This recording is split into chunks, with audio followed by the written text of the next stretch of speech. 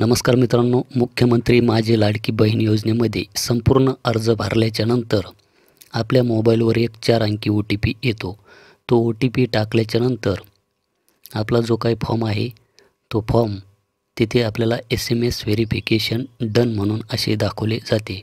परंतु काही वेळेस नेटवर्क चॅलेंजेसमुळे आपल्या मोबाईलवर OTP येत नाही, तर आपण तो फॉर्म हा कॅन्सल करतो। तर कॅन्सल केलेला जो काही फॉर्म आहे तो फॉर्म आपण येथे केलेले अर्ज यामध्ये आपल्याला तो पाहायला मिळतो। तर आपण यामध्ये पाहू शकतात की रेड कलरमध्ये येथे SMS व्हेरिफिकेशन पेंडिंग असे येथे दाखवले जात आहे। तर आपल्याला या फॉर्मवर क्लिक करायचे आहे। तर आपण येथे वर पाहू शकतात की SMS व्हेरिफिकेशन पेंडिंग। तर आपल्याला यामध्ये एक चूक करायची नाही, ती म्हणजे आपल्याला हा जो काही फॉर्म आहे हा फॉर्म आपल्याला एडिट करायचा नाही, कारण की एडिट जर आपण हा फॉर्म केला तर आपले SMS व्हेरिफिकेशन येथे होऊ शकणार नाही।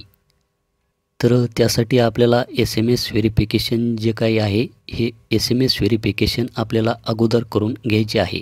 आणि SMS व्हेरिफिकेशन एकदा डन झाले, जर आपल्याला वाटले त्या अर्जामध्ये काही त्रुटी आहे, चुकीचा भरलेला आहे, तर तो फॉर्म आपण एडिट करून परत भरू शकता।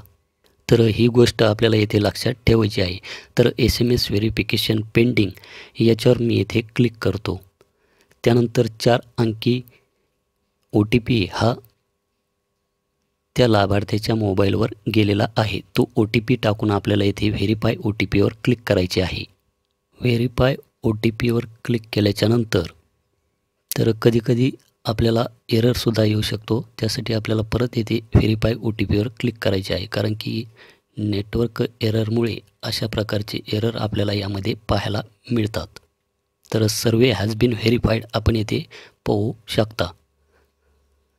आणि येथे आपण पाहू शकतात की आता SMS व्हेरिफिकेशन डन असे येथे दाखवले जात आहे।